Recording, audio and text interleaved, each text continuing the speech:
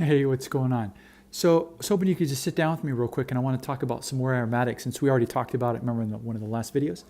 So with aromatics, the big thing that we want to talk about is OrthoPara. Which one could that be?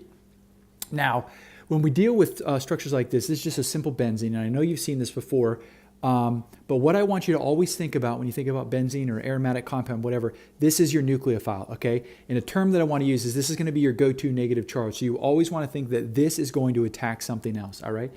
Now, we know in your class that your professor most times aren't just going to give you an aromatic ring and you're just going to use that, right? There's always going to be things put on top. And I've kind of simplified this here. We've got EDG, which is electron donating group. We've got EWG, which is electron drawing group. What's the difference?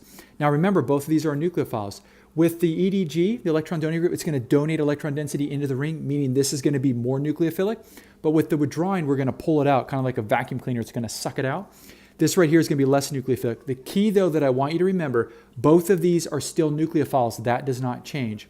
So check this out. If we think about the electron donating group right here, we'll see that all of our arrows are moving into the ring, meaning it's more nucleophilic. And we can see that we start to generate a negative charge on the ortho and para positions.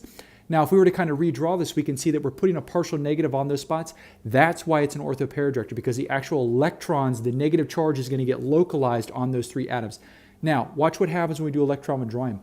We start pulling electron density out of the ring. We can see here that all of our arrows are moving out of the ring. We'll see that now, instead of a negative charge, look at this. Check this out. We got a positive charge on all of the atoms where we just had a negative charge. So when we redraw this, now we have a positive. Remember, I said aromatic rings are nucleophilic, so this is not good for nucleophiles. Nucleophiles are not positive, they're negative. So by default, we can't have the same charges side by side, so that means that our negatives have to go at the meta position, and that's why it's a meta director.